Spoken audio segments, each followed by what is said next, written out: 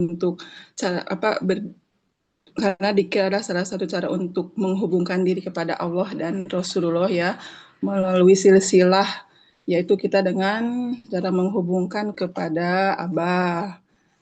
Terus seperti contohnya ya, kayak kita menghubungkan setrum listrik gitu kan, kita hanya memencet saklar, tapi akhirnya lampu bisa nyala, terus aliran listrik bisa menyambung.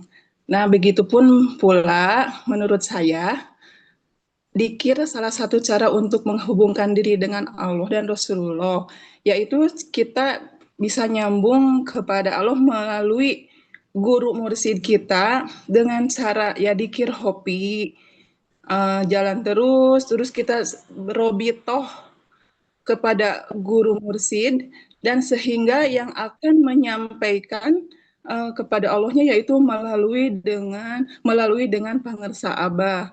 Karena kalau kita langsung ke Allah mungkin tidak bisa dan tidak sanggup ya. Kayak orang-orang syariat kan dia akan yakin ini kepada Allah gitu, apapun akan nyambung kepada Allah. Tapi kalau kita karena kita udah uh, dibekali oleh guru, yaitu kita dengan cara hobinya jalan terus kita berobitoh kepada guru, jadi insya Allah yakinlah kita akan sampai kepada Allah. Mungkin seperti itu yang tadi saya umpamakan seperti kabel listrik. Mungkin seperti itu Teh Rinsun ya. Terima kasih, mohon Nah, maaf. maaf Ibu Wiwin, itu Iya kan betul, Bu di Wiwin. listrik kan ada suka kayak istilah konslet ya. Jadi Mm-mm. maksud ibaratkan listrik kan nyambungnya seperti itu dengan memencet sebuah tombol ataupun saklar. Iya. Ah, Terkadang di dalam listrik ada konslet. Nah, maksud iya. konslet di dalam tasawuf, di dalam silsilah itu seperti apa? Bagaimana itu? Menurut saya ya, maaf ya kalau salah ini. Kalau menurut saya kalau konsep dalam tasawuf mungkin gitu karena kita lagi goplah kali ya gitu Ayuan. Namanya kita manusia yang masih kotor ya, tidak akan selalu ingat, hobinya itu akan lupa gitu kan. Nah, mungkin dalam kegoplahan itu kita pikiran pun akan semerawut gitu kan. Terus ya banyak hal-hal yang tidak mengenakan ya, mungkin kalau di kabel mah koslet ya, kalau di diri kita ya itu dengan goplah mungkin itu ya Ayuan ya itu menurut Ibu, ya boleh dari yang lain menambahkan. Terima kasih Ayuan. Kalau goplah berarti listrik tidak konslet tapi tidak dinyalakan gitu ya. Kalau konslet mah jadi ketika mau listrik nyala, ketika mau dinyalakan ngejepluk gitu. Ya mungkin kayak kerusakan di listrik kan, koslet lah apa gitu kan ya. Kalau manusia kita kan dengan perilaku kita sendiri lah gitu kan. Kita karena ya namanya juga kita ini ya manusia biasa, kadang lupa, kadang berbuat salah, kadang ya itulah. Ya begitulah Iwan, ya intinya kita goplah lah gitu. Ya. Lupa kepada Allah, dan kita juga Berarti tidak luput dari kesalahan-kesalahan, kayak kita suka masih emosi, nafsu itu. Mungkin itu sebagian kecil. Oke, Mungkin yang lain siap. menambahkan. Ya. Boleh Siap Bu Wiwin, terima kasih. Oke. Mangga. Bentar, yang tadi suara apa meni berisik tadi teh? itu Iya, salah satu siswa ada telepon mungkin gak diangkat Iya jadi maaf ini bergetar. teh, tadi anak saya nelpon ini. Oh, Bu Wiwin. Oh, Oh ya nggak apa-apa. maaf banget. Ya, silakan lanjut boleh nih. oke. Siapa tadi yang Aku. menambahkan? Jadi mungkin yang dimaksud sama Bu Wiwin kesimpulannya gini, jadi kalau zikir itu bukan hanya sekedar lafaz ya, tapi merupakan apa yang saklar itu merupakan jalur transmisi cahaya dari Allah menuju silsilahnya. Nah seperti itu ya. Terus yang dimaksud dengan Iwan ada konsletnya, mungkin dikarenakan bila ketersambungan itu tidak otomatis aktif ya kalau misalkan hatinya mati, misalkan ya istilahnya kolbun salim, harus hati yang hidup, terus harus ada adab kepada guru, Terus harus ada juga keikhlasan zikir. Jadi kesimpulannya kita baru tersambung sesuai sakar itu sejauh hati kita hadir tanpa adanya kehadiran hati atau hudur. Zikir hanya suara saja belum menjadi jalan atau bukan menjadi tali pusar rohani. Nah, itu kesimpulannya. Mungkin menambahkan sekian dulu. Mungkin itu aja. Yuk, terima kasih. Ya, terima kasih Bu Leni. Mungkin yang lainnya bisa menambahkan, dipersilahkan. Atau cukup aja untuk pertanyaan ke-1? Izin Bu dikit. Oh, mangga, nambahin. Pak Dena, mangga. Ya. Iya, mangga. Kalau dibilang sejauh mana, mungkin kalau pengetahuan saya mengenai hal ini, bagaimana zikir ini menjadi tali penyambung kepada Rasul adalah bahwasanya zikir ini adalah seperti kita menaiki alamnya para Rasul dan yang lainnya ya, seperti para wali-wali. Kalau katakanlah kita di muka bumi ini alamnya manusia, tapi ketika rohani kita sudah diisikan zikir, maka rohani kita berkumpul menyamakan posisinya dengan para nabi atau para wali ya. Nah, jadi dengan zikir ini kita disamakan gitu frekuensinya. Ya, bentar ya. Untuk mohon maaf ya, barusan ada ini. Jadi intinya itu dengan zikir ini, mengapa bisa menjadi penyambung agar kita bisa seruhani dengan para rasul kepada nabi khususnya adalah tadi dengan satu frekuensi atau satu alam. Jadi kalau kita udah satu frekuensi, maka kita bisa menyambungkan, bisa berkumpul dengan para wali-wali dan juga para nabi yang kerjaannya sama gitu. Yang dikerjakannya itu ya zikir jahat, zikir hobi pun kalau kita melakukannya maka kita akan sama gitu, sama di alamnya sedang melakukan pekerjaan yang sama ya zikir jahat, zikir hobinya. Yaitu Ibu hatur nuhun. Ya, terima kasih Pak Ustadz Dena. Mungkin dicukupkan untuk pertanyaan ke-1 ya. Kita lanjut ke pertanyaan kedua, yaitu jika sanad adalah saluran air, apakah hati kita saat ini sedang terbuka bersih untuk menerima alirannya, ataukah tertutup oleh sumbatan kotoran duniawi? Silahkan. Diulangi sekali lagi pertanyaan kedua, yaitu jika sanad adalah saluran air, apakah hati kita saat ini sedang terbuka bersih atau untuk menerima alirannya, ataukah tertutup oleh sumbatan kotoran duniawi? Mangga, dipersilahkan.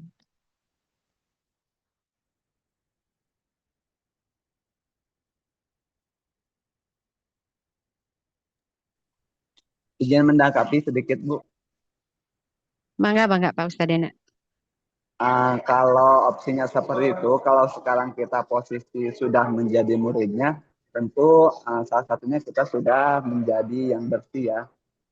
Dan artian kita bisa menerima hal itu. Namun ketika dikatakan kepada umum, ya bisa jadi yang umum itu kadang terhijab dengan ilmunya. Meskipun mereka menggali ilmu tasawuf, kadang mereka ya benci terhadap zikir yang diamalkan, yang bersanad silsilahnya musafalah kepada guru mursyid.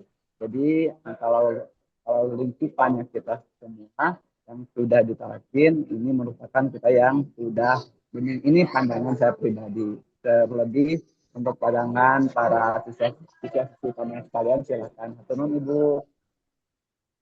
Ya, Misami. Silakan yang mau menambahkan.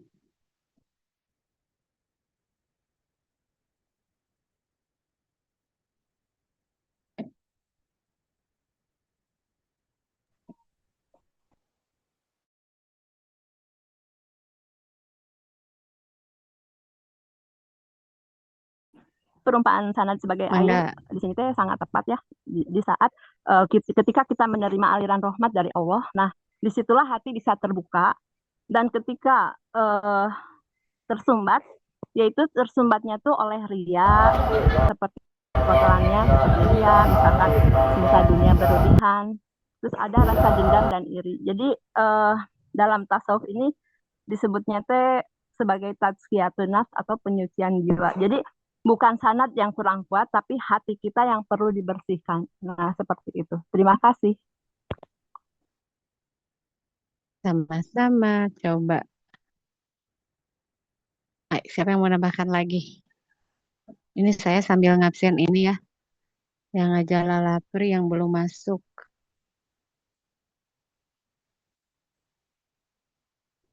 Yang lainnya mau menambahkan dipersilahkan.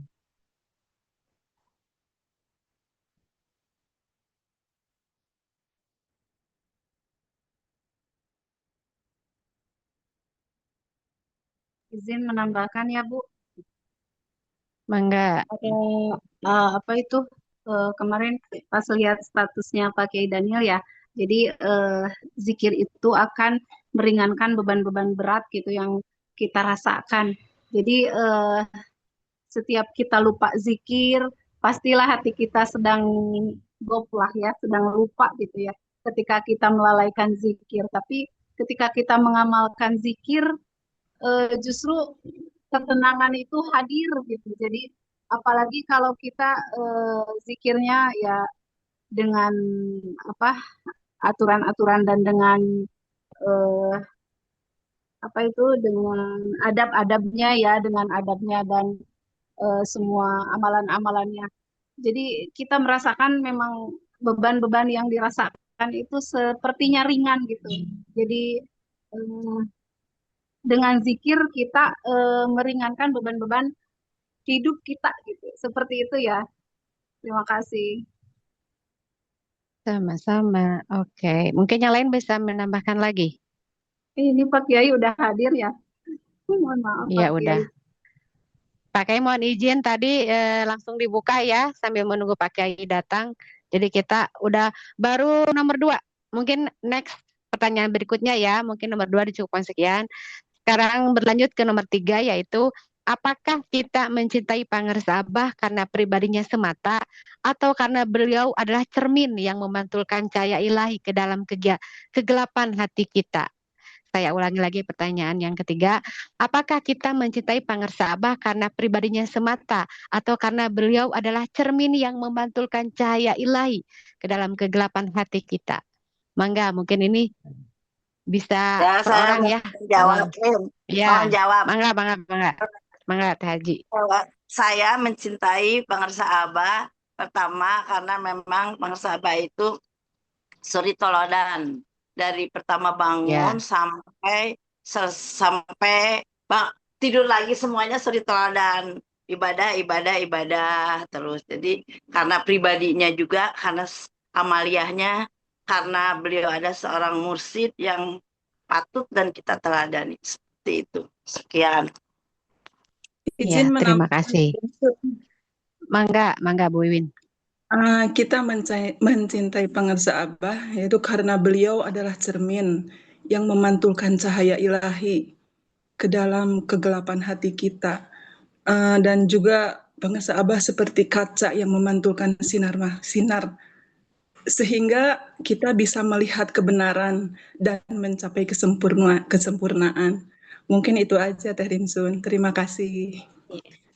Iya, sama-sama. Yang Boleh, lainnya dipersilahkan. boleh menambahkan? Mangga. Jadi cinta kepada guru mursyid itu ya bukan karena cinta sebagai pribadi sosok semata gitu ya. Tapi karena beliau adalah wasilah perantara menuju Allah. Jadi kita teh karena dia sosok wasilah itu ya. Jadi kita cintanya tuh bukan cinta sosok tapi kepada apa yang mursyid perbuat, misalkan dari bacaannya, dari amalannya, dari cara ibadahnya, dari apa? Dari akhlaknya, perkataannya. Nah, itu kita tuh harus bisa gitu. Karena mencintainya jadi kita harus bisa jadi seperti sosok mursyid karena dia yang memberikan akhlak yang baik kepada kita gitu. Nah, menurut saya mah kayak begitu. Assalamualaikum warahmatullahi wabarakatuh. Uswah gitu. Jadi kan uswah. Ya, sok Mangga Iwan. Uswah apa? Ini suri tauladan gitu. Iya, mungkin intinya sama gitunya, kita sama-sama mencintai pangarsa Abah itu bukan karena apapun juga niatnya, dengan melihat dia sebagai cermin yang memantulkan cahaya ilahi ke dalam kegelapan hati kita, juga melihat sosok dari pribadi beliau yang menjadi suri tauladan bagi kita. Iya Atau betul. masih seperti itu ya, bukan melihat apa-apa, bukan seperti kita mencintai kepada seseorang, kepada suami atau cinta kita seperti itu, beda cintanya gitu. Kan Iwan mah belum punya cintanya, seperti itu gambarannya. Mungkin cukup. Sekarang kita berlanjut ke nomor 4 ya. Nomor 4. Saat melakukan robitoh, apakah wajah guru kita hadir sebagai pengingat akan Allah? Ataukah pikiran kita masih sibuk berkelana di pasar dunia? Saya ulangi lagi, saat melakukan robitoh, apakah wajah guru kita hadir bersama mengingat akan Allah, ataukah pikiran kita masih sibuk berkelana di pasar dunia? Nah, gimana ini nih mengenai robitoh? Silahkan. Iya betul sekali Darin Sun, ketika kita robito, wajah guru kita hadir, itu menurut saya ya, dan sebagai pengingat Allah, sehingga kita bisa fokus kepada Allah dengan cara berrobitoh kepada guru kita dan bisa meninggalkan pikiran secara duniawi. Ya mungkin itu seperti itu ya. Makasih Darin Iya. Sun. Iya. Menambahkan Mangga yang lainnya. Mangga. untuk tentang Robito ya, memang Robito itu menggambarkan wajah guru itu adalah memang bagian dari Robito. Namun tidak hanya sampai sana untuk Robito, yang saya ketahui bahwasanya ketika kita mengamalkan ajaran seperti zikir, khatamah, nah ketika aplikasinya memang kita selaku murid tidak selalu mengingat Allah secara fokus, secara kita sadari. Namun dalam ketika melaksanakan zikir pun kita itu sedang melakukan ribetoh, meskipun hati kita belum semanteng ingatannya kepada zikir hoki yang sudah ditanamkan. Jadi Dabita itu memang betul menggambarkan guru, tapi tidak selalu menggambarkan guru. Dengan amalan yang diamalkan oleh guru pun itu tidak kita sedang melakukan Dabita. Hatur nuhun. Ya, terima kasih. Mangga. Yang lainnya mau menambahkan dipersilahkan. Atau kita niat robito, tapi kenapa ini pikiran sebelah, kanu dunia pikiran sebelah ingin bertemu dengan Abah, misalkan wajah Abah, di sebelah lagi ada pikiran dunia ini itu gimana seperti itu? Apakah itu robito testa atau gimana? Atau nyampe kita robito ke pangarsa Abah? Apabila pikiran kita masih pabelit dengan dunia gitu. Kalau tanggapan saya mah nyampe, kenapa? Karena pas pertama kali kita ingat, ya kita itu lagi robito gitu. Tapi kelas kita mah manteng seneng robito mah gitu. Karena seneng ya. Iya. Ya gitu. Gitu Bu. Iya. Siap. Jadi kita usahakan robitona secara khusus mungkin ya. Begitu juga kita kalau lagi apa-apa pasti ingat sama pangarsa Abah. Oh ya berarti kita termasuk dari robito juga gitu ya. Gitu. Oke, sekarang kita nomor berikutnya yaitu nomor 5.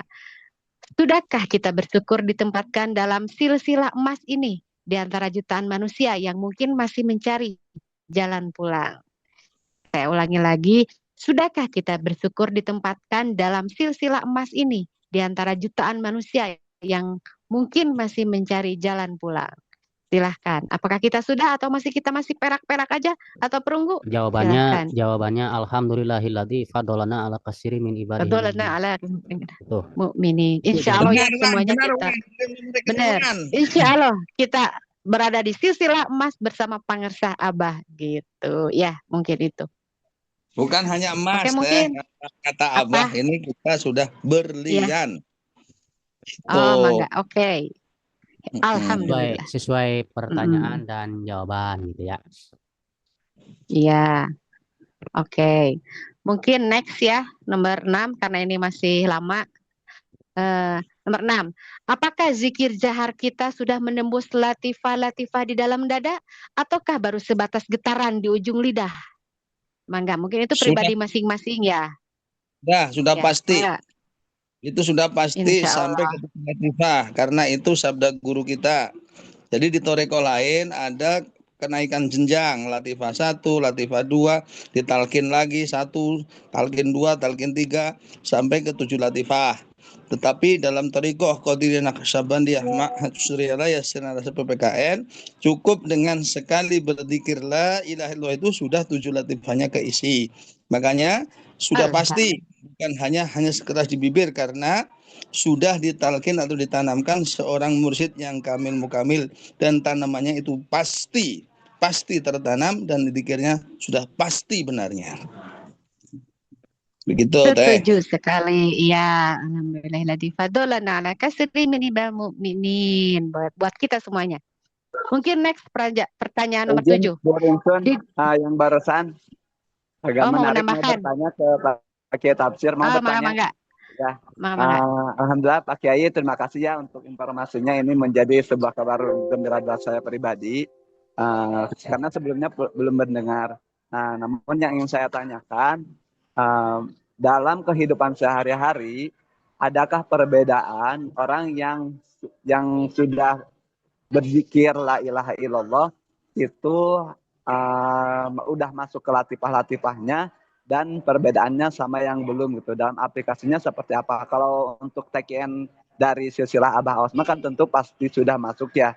Namun jika kita tarik ke makom umum, perbedaannya seperti apa ya? Yaitu hatunun Pak Kiai, itu yang ditanyakan. Terima kasih Pak Dena, pertanyaan yang sangat menarik dan ini adalah menjadi pertanyaan publik. Hampir semua orang bertanya karena melihat, dengan mendengar dan melihat, menyaksikan tingkah laku para ikhwan yang berbeda-beda. Seseorang yang sudah ditanamkan talqin dzikir dalam ruhnya, dalam kolbunya, tidak harus dituntut harus jadi begini, begitu, begini, begitu. Karena apa kata Pangersa Abah sendiri, sudah ditalkin mah tinggal diamalkan. Nggak usah cengeng, nggak usah apa-apa, nggak usah apa-apa emak, nggak usah apa-apa abah. Udah amalkan saja. Prakteknya bisa nanti. Yang penting sudah ditanam dulu. Tidak setiap pohon yang ditanam langsung berbuah. Karena semua tanaman, semua pepohonan, semua talkinan itu nanti punya rute masing-masing. Ada orang berliku-liku, nanjak terus sampai ke puncak, baru dia dapat angin dan lega. Artinya orang yang sudah menjalankan toreko ini, baik dijalankan dengan sungguh-sungguh maupun tidak dijalankan sama sekali, yang penting sudah ditalkinkan, satu waktu nanti ada manfaat. Nah, salah satu contoh, dulu pernah ada murid Abah Anom, orang dari Jakarta. Dia dipaksa sama temennya, suruh talkin. Setelah ditalkin, dia pulang sampai rumah, dia menyesal. Kenapa saya mau ditalkin ya? Aduh, repot banget ini. Wah, bikin susah. Akhirnya dia balik lagi ke Abah Nom. Dia bilang, Mbah, saya kemarin sudah ditalkin. Hari ini saya minta ditarik lagi, dicabut talkinan itu. Saya nggak mau ditalkin, Mbah. Terus kata Abah Nom, ya nggak bisa begitu. Ya biarin aja, suatu waktu nanti ada manfaatnya. 10 tahun kemudian, dia memang tidak mengamalkan dan sudah tidak lagi berhubungan dengan suryalaya dan tidak dengan dzikir. Dia lupakan itu talkinan. Tapi begitu 10 tahun kemudian dia menderita sakit. Sakit itu berobat ke dokter spesialis manapun, diperiksa dengan lab secanggih apapun, dia tidak ketemu penyakitnya. Akhirnya dia ingat bahwa Abah Anom pernah bilang, nanti juga ada gunanya. Akhirnya dia berzikir. Dia zikir, dia ingat-ingat talkinannya, kemudian dia mengamalkan. Saat itu sembuh dari penyakitnya. Dan dia datang kembali ke Abah Anom dengan mengucapkan terima kasih dan terus berzikir dan menjadi pengedar zikir. Nah, di antaranya itu kisah mankobahnya Abah Anom yang nyata, itu bisa kita ambil penjelasan hikmahnya. Di antaranya tidak perlu orang yang sudah ditalkin dituntut begini begitu karena itu sudah menjadi tawanan dan dalam genggaman ruhnya oleh guru kita. Jadi semuanya, makanya kewajiban kita menghormati semua murid, semua ikhwan yang sudah ditanamkan kalimat la ilaha illallah di dalam dirinya. Dan juga kita harus berprasangka baik. Mungkin hari ini belum mau ditalkin, barangkali besok menjadi atau sekarang menjadi calon ikhwan dan selanjutnya menjadi ikhwan kita. Jangankan membela kita. Begitu Pak Dina kurang lebihnya. Pak nuhun Pak Kiai atas pencerahannya, tambah paham sekarang. Nuhun. Ya, sama-sama. Ya, terima kasih Pak Kiai Tamsir. Mungkin next untuk pertanyaan berikutnya ya. Nomor 7. Di dalam kesunyian zikir khafi, siapakah yang sebenarnya sedang kita panggil? Allah ataukah pemuasan ego kita agar dianggap soleh? Nah, silahkan teman-teman. Diulangi sekali lagi. Di dalam kesunyian zikir khafi, siapakah yang sebenarnya sedang kita panggil? Allah ataukah pemuasan ego kita agar dianggap kita sebagai orang soleh? Silakan teman-teman. Maaf, Ditanggapi. menjelaskan sedikit. Kalau yang sudah disebut dzikir Ya. khafi, ya dzikir khafi sebagaimana yang ditanamkan oleh guru. Dan dia sebelum ditanamkan dia tidak bisa berzikir khafi. Kemudian bentuk dzikir khafi itu tergantung dengan hak dan izinnya Allah. Kalau Allah mengizinkan orang itu, Allah mau diingat dari dalam hatinya, maka orang itu akan terus mengingati Allah dari dalam hatinya. Kalau Allah mengizinkan orang itu untuk menyebut namanya dengan lisannya, maka orang itu dikehendaki Allah, lisannya akan selalu menyebut nama Allah. Yang akan menjadi pertanyaan besar bagi kita, bagaimana kita ini dikehendaki Allah atau dikehendaki hawa nafsu? Semuanya itu kembali kepada menunggu saat waktu berbuah. Tidak semua yang ditanam langsung berbuah. Seperti tadi, dzikir khafi yang disebut dzikir khafi ya sebagaimana yang diajarkan oleh guru kita. Ya pasti menyebut zat Allah, bukan sifat, bukan asma, bukan afal, tapi langsung zatnya Allah. Namanya zat itu ya tidak bisa dilihat kecuali dengan alat-alat tertentu. Yang dimaksud melihat zat dengan alat tertentu seperti melihat zat besi di dalam kandungan di dalam bayam atau zat vitamin di dalam buah dan sebagainya. Hanya orang-orang tertentu yang bisa melihatnya. Kita tidak bisa menilai orang ini begini, orang itu begitu, dan seterusnya. Kita hanya melaksanakan apa yang ditalkinkan oleh guru kita, disuruh dzikir khafi, kita dzikir khafi seingat mungkin. Atau sebisa dan seingat yang kita bisa lakukan. Mungkin itu Teh. Iya. Mungkin yang lain bisa menambahkan, dipersilahkan. Boleh menambahkan? Mangga. Kita kan nggak harus ingat aja ya kepada Allah pas dzikir khafi itu ya. Karena dalam dzikir khafi itu bisa benar-benar ikhlas atau bisa juga ada ego halus gitu karena ada keinginan apa gitu kan. Kayak misalkan zikir jahar kalau hanya di lisan pastinya belum tembus ke latifah ya. Tapi kalau sampai ke hati pasti terasa getarannya gitu. Nah, di sini kita bertanya apakah kita berzikir itu dalam pas begitu kita khafi gitu ya. Apakah kita itu berzikir karena Allah atau karena ingin merasa dekat dengan Allah? Nah, di situ ada pertanyaan seperti itu. Nah, di situ kita akan tahu kalau kita teh apa ya makrifatnya tuh sampai di situ gitu.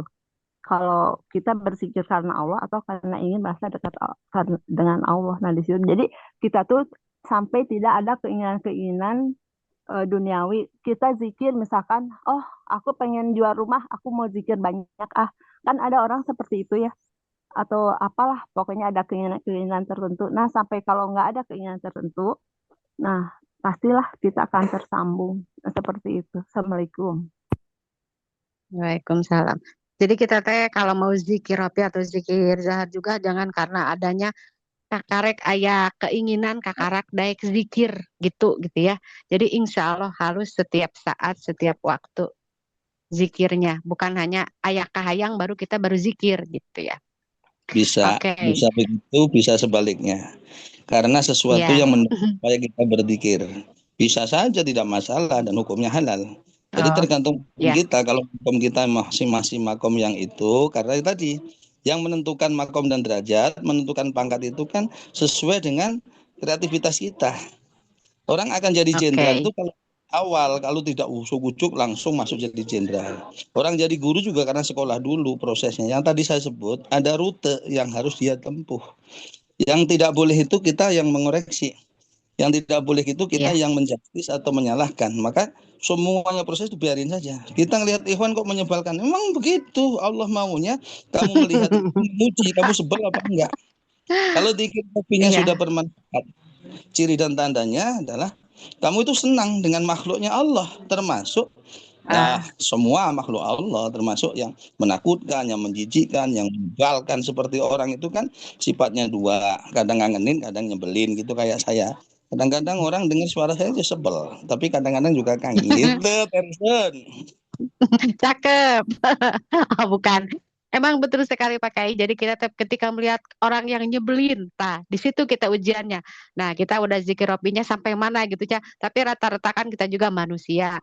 Mungkin ketika Iya, melihat orang yang Iya, nyebelin dari tema takbirnya, emosi gitu ya. Nah, gitu. takbirnya Nah, di sampai sini yang di mana? membedakannya. wajar, wajar. Wajar kayak saya sama Iwan tuh Betul. sering sebel sama Iwan tuh, sebel Iya, kan. kalau sama Iwan itu banyak nyebelin. Kalau Iwan itu banyak nyebelinnya Pak Kai, bukan Makanya ada ngangeninnya. yang Nah, gitu. curhatkan. Gitu. Curhat tuh. Berarti tanbihnya udah sampai mana ini? Tanbihnya udah Ya sampai mana? Takutnya sama kalau lu kan. Udah bercanda. itu Oke, oke. Izin Terisun menambahkan. Jadi Oh, mangga, mangga. kan kita diberikan cobaan itu ya, Iya.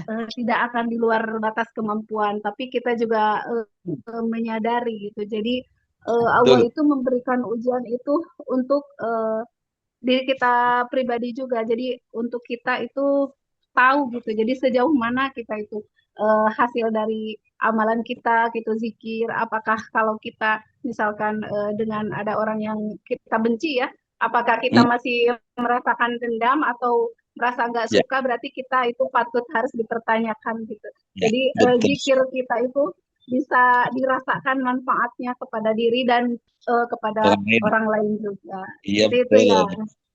Iya betul. Betul sekali. Sebaik-baik manusia itu yang bermanfaat bagi orang lain. Makanya manfaatkan hati kita, kelapangan kita, keikhlasan kita, kesabaran kita, dan maaf kita. Jadi pentingnya apa sih kamu menyimpan sebel kok lebih dari 1 jam? Itu sebetulnya kamu sedang menganiaya diri sendiri. Jadi kayak Teh Rinso Ya, jangan sebel betul. terus Iwan gitu Teh. Maksudnya bantuin Iwan kasih pasangan biar dia nggak nyebelin gitu. Siap, Pak Kai nanti dicari ya. Oke, mungkin pertanyaan nomor 7 cukup. Sekarang next pertanyaan nomor 8. Jika hari ini adalah hari terakhir kita, apakah jumlah zikir kita sudah cukup untuk menjadi bekal menghadapnya? Ataukah waktu kita habis untuk hal yang sia-sia? Silahkan. Sekali lagi diulang. Wah, Jika hari ini pertanyaan. adalah hari terakhir kita, ya.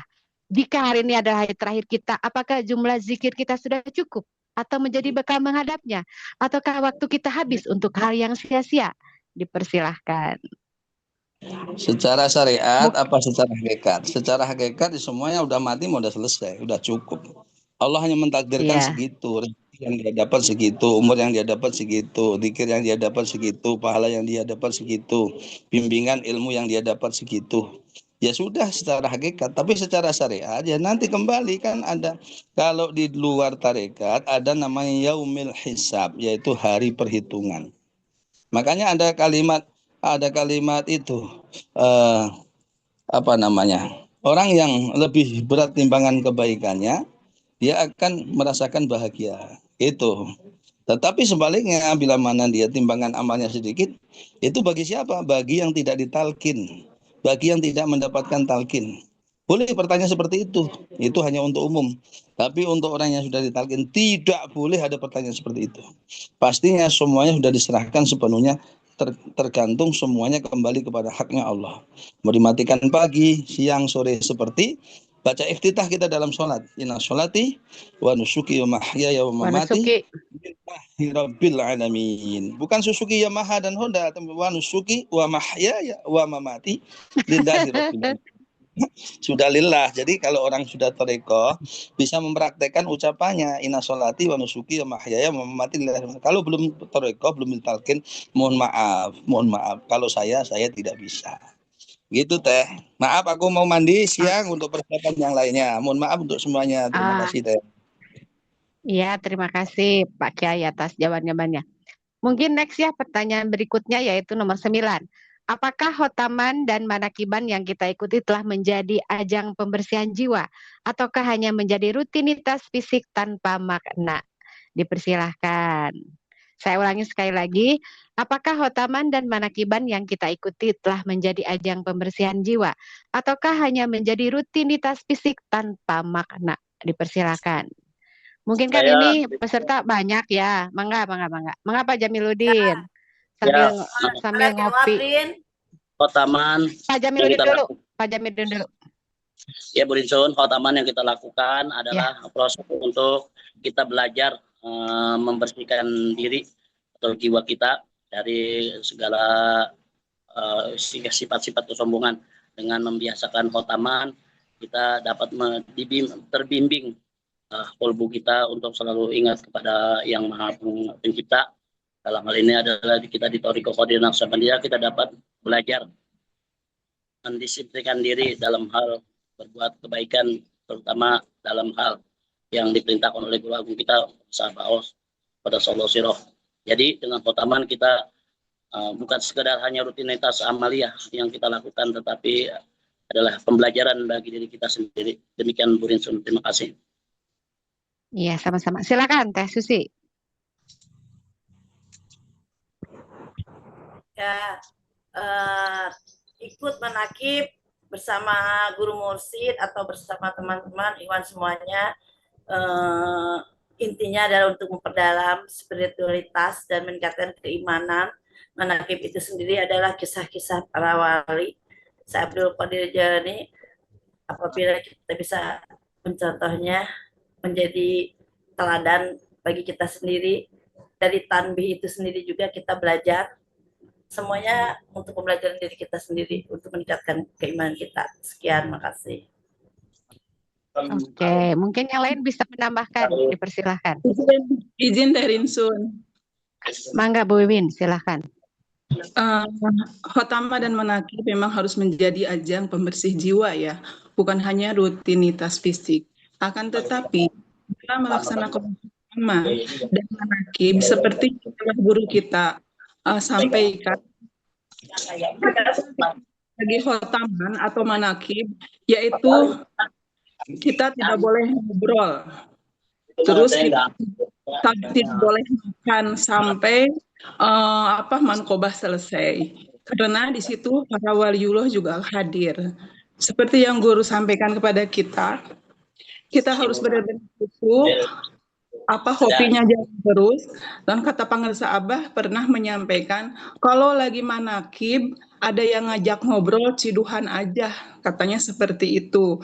Mungkin dengan kita mengikuti apa yang guru mursyid kita sampaikan kepada kita, dan kita mengikuti apa yang guru mursyid itu sampaikan, mungkin akan menjadi pembersih jiwa. Akan tetapi kalau seandainya kita lagi khotaman, manakiban, ngobrol, apalagi sekarang kan selfie gitu kan, terus sambil makan, mungkin itu ya balik lagi ke diri kita ya.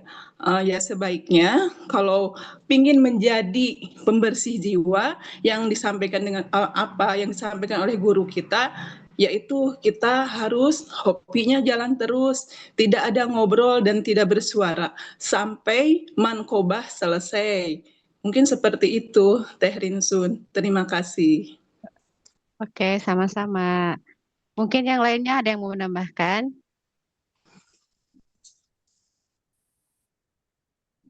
Kalau enggak nanti next pertanyaan berikutnya ya, sebentar. Pertanyaan berikutnya. Nomor 10. Seberapa sering kita memohon ampun istighfar karena merasa telah mengkhianati ijazah amalan dengan melakukan maksiat setelah berzikir.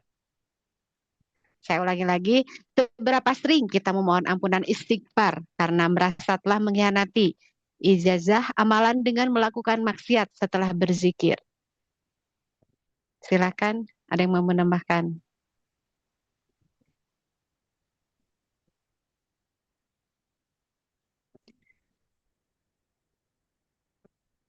Seberapa sering, mungkin kita kembalikan lagi ke diri kita masing-masing ya. Seberapa sering kita mohon istighfar karena merasa intinya kita banyak dosa gitu kepada Allah. Selain kita dari sholat, mungkin setiap saat atau di mana saja, kapanpun, dan dimanapun berada, kita selalu istighfar. Oke, mungkin yang lainnya bagaimana caranya? Silahkan untuk berkomen. Izin teh, Ya, mangga, mangga, Bu. Mangga, Bu Wiwin. mungkin kita ya sering melakukan kesalahan-kesalahan ya, sesuai apa yang Abah sampaikan ke kita, amalan mursid gitu kan. Tapi kita kan banyak mengkhianati dengan cara ya tidak melaksanakan, yaitu dengan cara istighbarnya, yaitu pas kita selesai sholat yang mau berdikir, mungkin kita kan ada astagfirullahaladzim dulu ya sebelum dikir itu. Ya mungkin di situ kali Ya, teh ya punya kita mohon ampunnya. Cuman kita juga kadang di luar sholat juga suka yang kadang-kadang kita lagi sadar setelah melakukan kesalahan langsung kita beristighfar. Nah, selain itu ya mungkin yang benar-benar continue itu ya pas mau dikir itu aja kali Teh Rinsun yang saya rasakan. Terima kasih. oh iya. Ya, sama-sama. Emang sih seperti itu ya kita teh. Kalau istighfar. Tapi ini balik pertanyaan lagi. Kalau dosa-dosa kecil itu cukup dengan istighfar ya? Bisa seperti itu? Iya kan dengan berwudu juga itu merontokkan dosa kecil kalau kata pengansa Abah. Iya. Iya, gitu. Iya. Oke. Mungkin yang lain bisa menambahkan? Makanya alhamdulillah sekali ya. Oke, Mm-mm. izin Mangga menambahkan. Burini. Mangga Burini. Alhamdulillah sekali untuk sekarang gitu ya yang saya rasakan. Masuk Thoriko silsilah 38 ini jauh-jauh lebih mendalam lagi gitu tentang apa sih segi pengamalannya dibandingkan dulu di tahun tahun 2004 sebelum saya masuk ke 38, saya masih di 37. Ternyata pas masuk ke 38 ternyata perbedaannya banyak banget. Padahal yang saya amalkan sama seperti itu amaliyahnya gitu. Cuman yang membedakannya mungkin nggak ada guru yang membimbingnya. Jadi secara amaliyahnya jadi berantakan. Maksudnya berantakan ya karena itu nggak ada yang mengikatnya. Tapi alhamdulillah setelah masuk pun di situ saya teringat kembali dengan bahasan-bahasan Abah Anom, bahasan waktu dulu itu Abah Awas masih menjadi kiai, ternyata lebih lebih dieratkan lagi gitu di 38. Nah, itu perbedaannya di Thorikoh yang sekarang itu makin mensyukuri apa yang ada, tidak lupa bersyukur dan ya balik lagi ke diri kitanya. Kadang kita yang suka utang dilalaikan kayak zikir bisa 3 dulu. Kadang kita gak dibayar gitu ya, tapi sekarang alhamdulillah di Thoriko yang sekarang ada Abah yang selalu membimbing, alhamdulillah seperti itu. Terima kasih. Sama-sama. Oke. Mungkin yang lain bisa menambahkan. Disilahkan. Izin Teh Rinsun. Mangga. Ya, jadi dengan zikir itu kita kan ibaratnya kita kalau dengan zikir itu kita melebur dosa ya. Nah, karena kita kan dikasih ada nafsu gitu ya, terus fungsi zikir juga untuk supaya menjaga ego kita, terus kita kebayang ya kalau mereka mohon maaf yang belum ditalkin. Jadi kalau kita mah punya apa ibaratnya eh, kalau kita lagi lupa gitu. Jadi tapi kita kan setiap habis sholat kita dengan zikir gitu. Jadi kita kebayang kalau dengan yang belum ditalkin ya mereka bagaimana gitu mereka untuk mengatur ego, mengatur nafsunya gitu seperti itu. Kita sangat bersyukur sekali gitu dengan memiliki guru mursyid yang bisa membimbing kita supaya lebih dekat kepada Allah. Seperti itu, Karin. Terima kasih. Iya, sama-sama. Mungkin dicukupkan. Sekarang next pertanyaan berikutnya nomor 11 yaitu, apakah kita sudah menjadi cager sehat rohani sehingga tidak lagi mendendam? Ataukah hati kita masih menyimpan racun kebencian pada sesama? Mungkin bisa nyambung dengan pertanyaan yang sebelumnya ya, nyambung juga itu. Sok Iwan, gimana jawabannya? Apakah kita sudah menjadi cager sehat rohani sehingga tidak lagi mendendam? Ataukah kita masih ada dendam menyimpan racun kebencian pada sesama? Ya itu Silahkan ditanya. tergantung individunya itu. Tergantung individunya bagaimana. Apakah mau memaafkan atau tidak gitu? Apakah arek disimpan eta dendam teh di ujung hati yang paling terdalam? Ya, seperti itu. Sangat sayang sekali ya Bu. Ya, Itu mengotori hati kita. Nah, tapi dah insya Allah percaya ya yang masuk Toriko mah teman-teman kita semua insya Allah bala lager, cara rager, sehat rohani, cager itu, cager sehat rohani. Amin. Insya Allah tidak ada Alhamdulillah ya dendam sekarang mah gitu. Amin. Oh, sekarang mah kalau dulu berarti Bu Rini ada dendam sedikit Benar, gitu. aslinya Bu Rinsun, saya mengamalkan zikir ini dari tahun berapa gitu, dari zaman Abah Anom, karena mungkin tidak ada yang mengarahkan. Ya hati itu ada gitu, perasaan itu tuh saya tidak menutup kemungkinan hati saya begitu. Tapi walaupun saya mengamalkan itu, tapi setelah ada Abah terus kita bukannya sharingnya, kalau ngobrol kan nggak mungkin lah sama Abah gitu ngobrol. Tapi karena ada Abah, setelah ada Abah, si aura tuh jadi beda gitu, zikir kita jadi beda, ada yang membimbing, ada yang mengarahkan. Nah, disitulah perbedaannya gitu. Makanya alhamdulillah sekali gitu. Emang saya mah emang begitu dulunya pendusta. Sararian Bu Rini, iya nggak apa-apa sih. Katakan mengaku saya mah mengaku asli. Iya, samalah manusia, nggak apa-apa. Kata-kata tamsir itu melalui proses apapun juga ya, pasti prosesnya menuju kebaikan itu banyak sekali proses dan rintangan dan halangannya itu. Menjadi yang lebih baik itu tidak semudah yang diucapkan dengan kata-kata babari gampil. Bahkan prosesnya beda lagi prakteknya. Tapi insya Allah karena kita punya karena kita punya guru mursyid yang dibimbing kemanapun langkah kita melangkah, dikasih ini itu harus ini itu. Nah, tinggal kita praktekannya aja, tapi secara perlahan dan lama-lama juga nanti akan terbiasa. Jadi ikut Abah, ikut pengesabat awasnya terasa banget gitu. Iya, betul. Manfaatnya gitu. Iya, betul. Normalisasikan gitu ya. Allahumma ya muqallibal qulub sabit qalbi ala dinik ya eta. Jadi doa supaya artinya doa supaya anu ngabulak-balik hati teh supaya henteu benci we gitu tah, supaya henteu boga rasa. Tapi kadang gininya ini realitas aja, ketika ada orang yang marah-marah pendendam, cuman pas ada di hadapan saya cuman disenyumin aja. Ini orang berarti belum nyampe hobinya kemana, padahal dia tuh manakiban hadir. Hotaman hadir wae, tapi kok kenapa marah-marah wae, emosi wae. Cuma saya mah senyum aja gitu kan, nggak usah diladeninnya orang seperti itu mah. Cara menghadapinya juga oke, senyumin berarti kita mah nggak usah itu kurangnya, enggak, diam aja wae, cukup disenyumin, nanti semoga Allah memberikan hidayah buat dia supaya tidak seperti itu. Soalnya emang bener sayang lebar gitunya, manakiban dijuk-juk ke mana, tapi kok hatena nah gitu banyak, tidak nyambung hati dengan manakiban teh. Jadi lagi manakiban teh ka mana gitu hatena. Eta kan realitas yang terjadi seperti itu ya.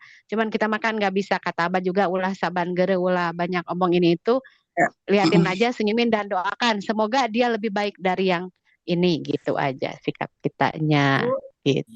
Suriga pengalaman. Iya gitu kan, realitas seperti itu. Tapi kan bukannya tidak begitu. Lagi kalau enggak gitu. Iya betul Pak Kiai. Iya, udah mandinya ini Pak Kiai. Habis mandi nih, udah mandi nih. Udah gantengan nih. Wes. Cakep. Sekarang next pertanyaan berikutnya. Tadi kan cager, sekarang nomor 12 nyambung lagi. Dalam prinsip bager, sudahkah kita memberi manfaat bagi orang lain tanpa berharap pujian? sebagaimana matahari yang memberi sinar tanpa meminta bayaran. Gimana teman-teman? Dalam prinsip Bagger, sudahkah kita memberi manfaat bagi orang lain tanpa berharap pujian, sebagaimana matahari yang memberi sinar tanpa meminta bayaran? Insya Allah juga percaya kepada teman-teman semua Tidak ya. tahu, Bu Rinsun. PCN mah, Tidak gitu. Tidak Tapi kan tahu. insya Allah, Kita sudah memberikan yang manfaat untuk orang lain. Orang lain itu kan orang lain tuh ya orang lain ya istri kita, saudara-saudara kita, keluarga kita. Itu dulu kan pertama kan ibda bin nafsik, dimulai dari diri sendiri dulu. Manfaat itu jangan langsung keluar dulu di diri sendiri dulu. Contoh di diri sendiri itu bagaimana?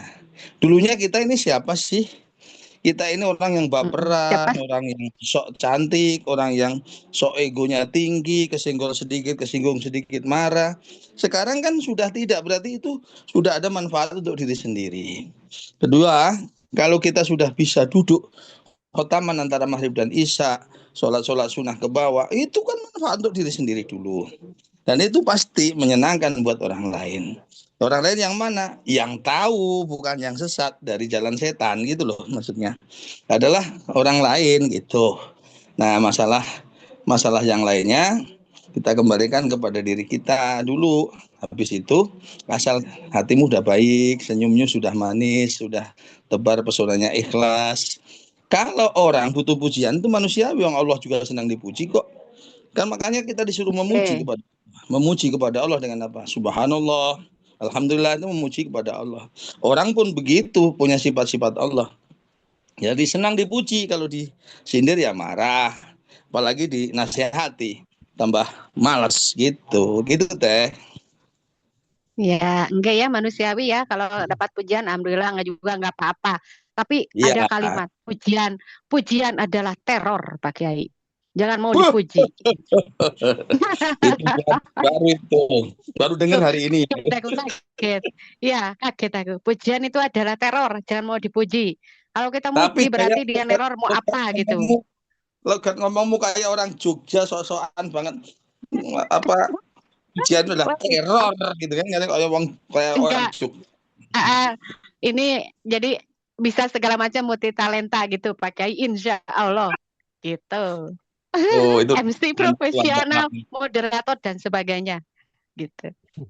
Oke, next ya. Next pertanyaan berikutnya nomor 13.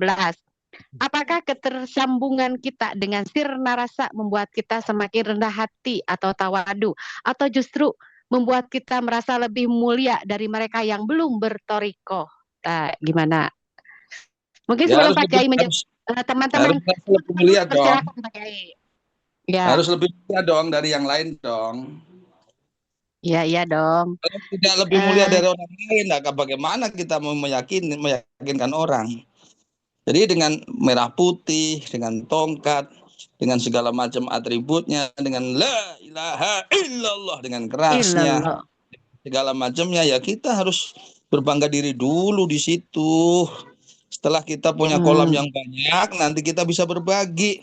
Entah itu airnya, entah telurnya, entah anak ikannya, entah ikannya yang langsung gitu lah. Kolamnya aja belum punya, terus bagaimana? Pede dulu. Kita sudah ditalkin. Kita sudah menggenggam 3 kunci surga. Oh, itu kan. Yang lain, aduh kasihan. Nanti akan ditanya malaikat, akan dikarantinya di barjah, akan dihisap, akan di bla bla bla bla, akan disembelih sama malaikat. Nah, kita makan enggak langsung. Itu dulu yang diyakini. Yakin itu, dengan meyakini itu semangatnya ada, menggenggamnya. Ketika mau berzikir, apa sih yang menghalangi saya harus 165?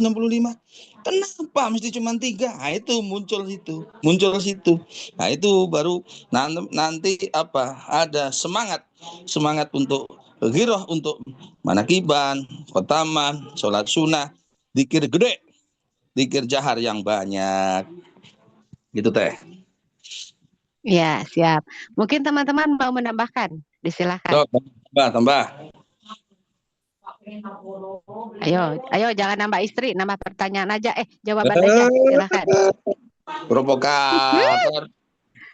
Enggak, biar suasananya enggak pada tegang ini Pak Kiai, kok pada tegang semua dilihatnya, enggak tahu pada nundutan ini, teman-teman.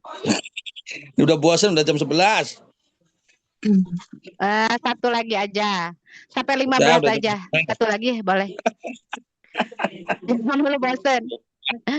Oke, teman-teman mau menambahkan enggak? Kalau mau menambahkan, next. Satu lagi itu ya, satu lagi. Pertanyaan berikutnya Ayo itu sok 14. tambahan. Pak Dena mana Nggak tadi? ada Pak Iwan suara, mana, Teh. Wan? Aku belum dengar suaramu, Wan. Ibu Udah boleh lanjut aja ya. nambahin? Mangga Ya mau Bu Desi, keluar mangga. masuk, aduh susah keluar masuk jadi nyimak aja. Ya, Pak Pak Juwadi, Ketua. belum halal halal gitu. Aduh, kosong-kosong ya Pak Juwadi ya. Ya, sama-sama. Tambahin ya. Mohon Boleh Bu izin. Desi, mangga. Mangga Bu Iya, Desi. Ya Baji Desi, pertanyaan. monggo. Ya, terima kasih. Bismillahirrahmanirrahim. Tadi tuh pertanyaannya kan, apakah ketersambungan kita dengan TKN membuat kita lebih merasa rendah hati atau tawadu atau yang sebaliknya gitu ya. Iya, Itu kan iya. berarti kaitannya dengan pengamalan dari isi tanbih ya. Hilang deh. Pengamalan dari isi tanbih ke Hilang, Teh. besaran. Hilang? Lanjut, Aduh. lanjut. Ada. Iya. Ada. Iya. Ada mangga. Kalau dilihat dari pertanyaannya itu kan lebih kepada pengamalan isi tanbih ya. Jadi di mana kita nggak boleh menghina orang lebih rendah gitu ya. Harus menghormati yang lebih tua, menyayangi yang lebih muda, bersikap lemah lembut kepada sesama, kayak gitulah tambahannya. Jadi ya tentu aja pengamalan tanbih itu kan sebuah maklumat ya, amanah untuk kita murid-muridnya, untuk tidak merasa bahwa kita tuh lebih mulia, bahwa kita itu tidak boleh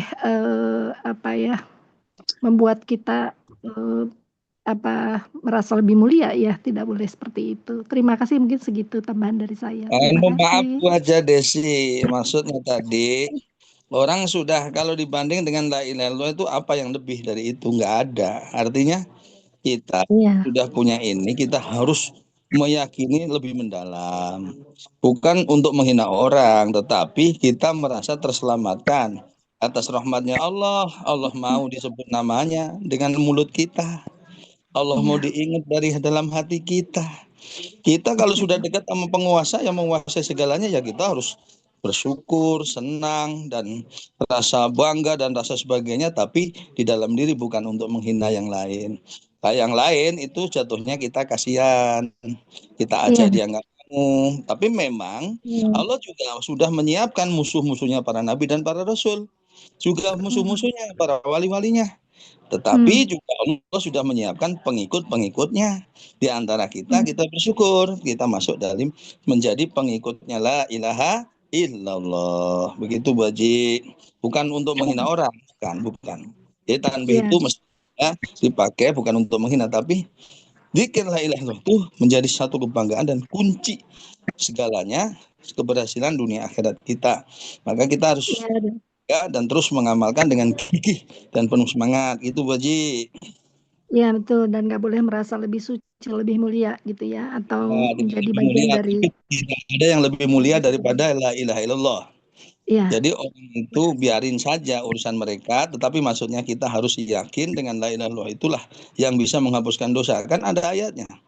Fa'lam annahu la ilaha illallah wastaghfir lidzanbika walil mu'minina wal mu'minat. Ketahuilah dengan la ilaha illallah itu bisa membebaskan dosa kamu dan dosanya orang mukmin laki-laki dan perempuan. Jadi dengan la ilaha illallah itu, kalau mereka tidak mau dikasih la ilaha illallah, tidak mau mengamalkan, ya memang dia hina. Tidak perlu dihina oleh kita, memang sudah dihinakan oleh Allah. Itu karena kenapa seperti Abu Jahal, walaupun dia menguasai Mekah, menguasai Ka'bah, bahkan dia bisa memusuhi Kanjeng Nabi kita Muhammad SAW, tapi tetap hina karena tidak memiliki la ilaha illallah. Terus kita yang punya la ilaha pasti kita mulia karena tidak ada yang lebih mulia daripada kemuliaannya la ilaha illallah. Begitu Bun. Oke, next ya, mungkin dicukupkan sekian. Sekarang nomor 14, satu lagi bertanya sebelum ke Pak dosen. Saat melihat kekurangan saudara kita sesama Iwan, apakah kita menutupinya dengan doa ataukah kita menjadikannya sebagai bahan pembicaraan? Bukan menjadi bahan pembicaraan. Dakwah itu kan harus ada ladangnya, ada medianya. Ya, Nah kalau orang semua udah betul. benar seperti Teh Rizun, ya dakwah untuk apa? Ya mesti Allah menyiapkan juga dengan proses-prosesnya. Ada yang baru ditalkin hari ini, ada yang baru ditalkin sebulan yang lalu, ada yang sudah seperti siapa gitu, Yai Didin umpamanya sudah ditalkin 30 tahun yang lalu. Tetapi kan masih tetap ada yang baru. Jadi akhirnya dakwah itu tidak pernah akan pernah berhenti. Karena dakwah itu adalah proyek raksasa yang dunia akhirat yang sangat besar, kalau tidak boleh disebutkan maha besar, yang sangat besar adalah dakwah. Makanya dakwahkan yang tertinggi, dakwah la ilaha illallah. Makanya terus tularkan la ilaha illallah. Bagaimana caranya? Abah punya cara, guru kita. Pakai merah putih, pakai peci, pakai tongkat, itu sudah mengibarkan kalimat la ilaha illallah. Begitu kurang lebihnya Teh. Oke, terima kasih. Oke, terima kasih teman-teman semuanya atas tadi masukan, menambahkan dan segala macamnya. Sekarang karena waktu udah 11.10 menit, kita serahkan kepada Pak Dosen. Kiai Didin, dipersilakan Pak Dosen. Baik, terima kasih atas uraiannya kepada rekan-rekan semua. Luar biasa, mantap. Sehingga betul-betul ya apresiasinya luar biasa. Sudah dapat nilai Terima kasih Pak Dosen. Siap. Nah, dalam materi ini sebetulnya berkaitan dengan kedudukan sanad dalam Thariqah sebagai pondasi utama yang menentukan keabsahan, kemurnian ajaran, dan ketersambungan spiritual. Artinya tadi ya ada yang membahas bahwa sebelum ke 38, ke 37 ya. Ya kalau di 37 tidak ke 38 ya otomatis tanpa sanadnya. Maka ketika tanpa sanad ini suatu thariqah itu akan kehilangan otoritasnya. Jelas di dalam Al-Quran dalilnya, hadisnya, kaidah ulama. Ini memperkuat bahwa sanad merupakan bagian integritas dalam ajaran Islam. Jadi karena merupakan bagian integritas dalam ajaran Islam, ya otomatislah ketika murid ditinggalkan oleh mursyidnya, maka otomatis harus merapat ke mursyid yang baru. Baik, terima kasih ya atas semua penjelasannya dari para teman-teman semua sebagai siswa Tama.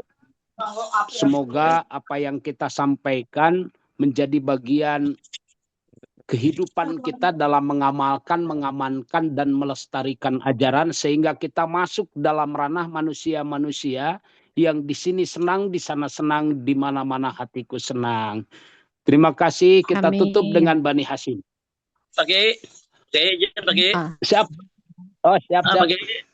Mohon doanya nih pagi. Saya tanggal beserta istri mau berangkat ke Mekah haji pagi. Mohon doanya. Oh, alhamdulillah nanti bisa ketemu di sana ya.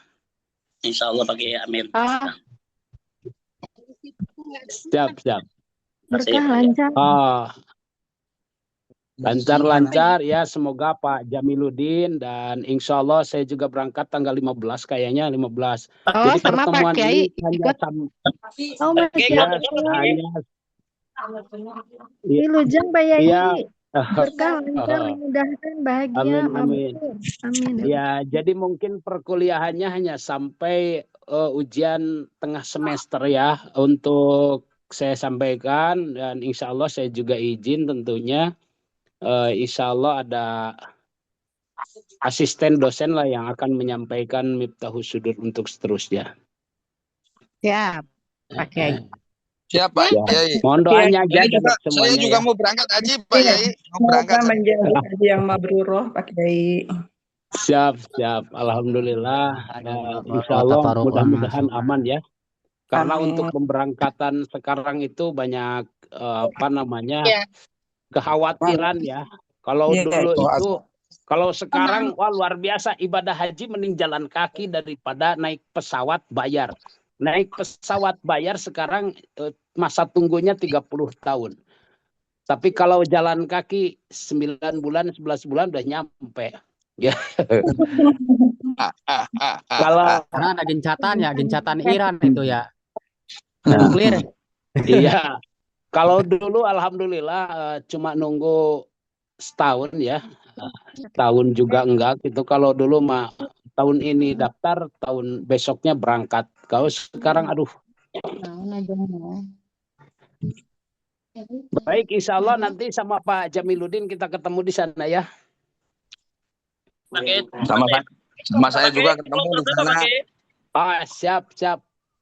Saya Sama kloter 11 pakai. Oh, kloter 11. Berarti berangkat tanggal berapa? Tanggal 3 pakai masuk embarkasi. Tanggal 3 Mei ya? Iya, tanggal 4 penerbangan. Oh iya, kalau saya kloter 31. Oh iya. Ya, jadi tanggal 15 kita berangkatnya. Saya pakai Rencana berapa hari, Pak Yai? Oh, tentunya 40 hari ya, 40 hari kalau ibadah haji. Haji sebulan lebih. Ya, enggak. Selamat pulang pergi.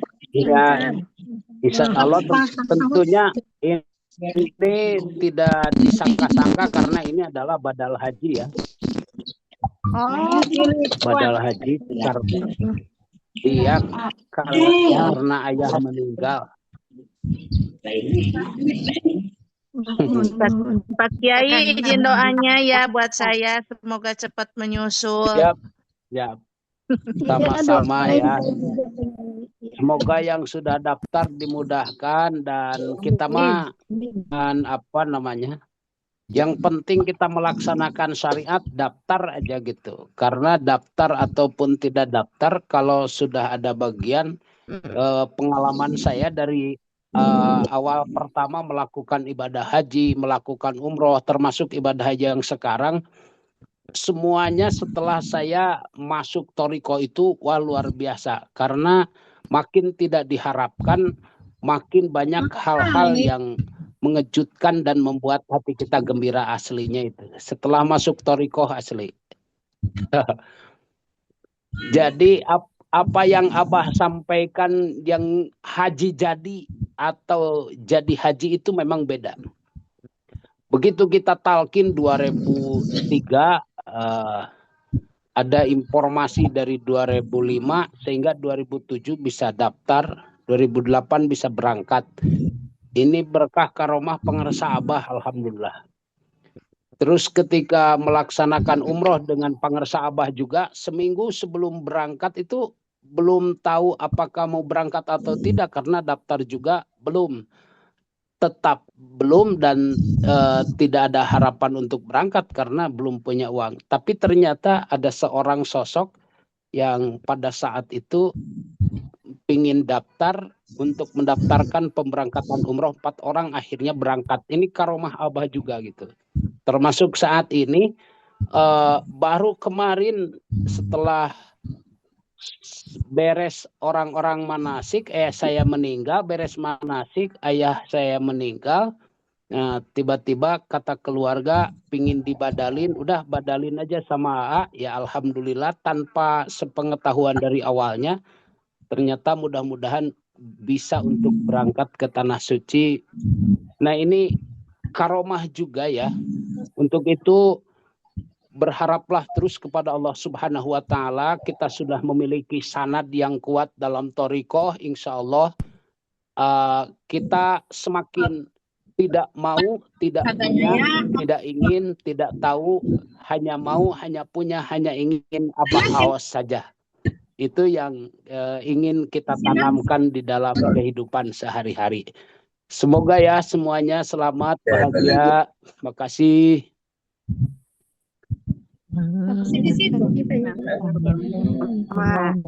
Oke teman-teman, terima kasih semuanya yang membaca banim sebagai penutup. Dipersilahkan. Allahumma Salli ala nabiyil karim Muhammadin wa ala alihi wa sallim taslima.